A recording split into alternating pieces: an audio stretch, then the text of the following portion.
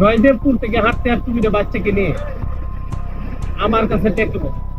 আমি জিজ্ঞাসা করলাম, সে বলতো টাকা নাই, এই জন্য জয়দেবপুর থেকে হেঁটে আসছে। এই জুলাই দিকে তাকান, আপনি কোথায় থেকে আসছেন? জয়দেবপুর থেকে কি হাইটে আসছেন? দুইটা বাচ্চা নিয়ে এই হাইটে এই পর্যন্ত আসছেন? কালকে থেকে আজকে পর্যন্ত হাইটে আসছেন কেন? আপনাকে কি বাসে নেয় নাই? আপনি বাচ্চারা নেন এনে কেন? বাচ্চারা কেন কেন? বাচ্চারা কেটে কেন?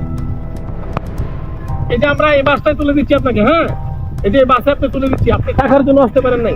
আপনাকে আমি 100 টাকা দিচ্ছি, টাকাটা পাইছেন তো? দেখেন আজকে কোথায় দাঁড়াইছে। আচ্ছা ঠিক আছে, আমরা আলো নিয়ে সেতে দিচ্ছি তুলে আপনাকে, হ্যাঁ। যান গা, বাচ্চাটা নিয়ে যান। বাড়ি কোথায়? ঠিক কোথায়? নেত্রকোনা। কিভাবে যাবেন? এইভাবে উঠবেন, বলবেন টাকা নাই, ঠিক আছে? শুনেন, শুনেন।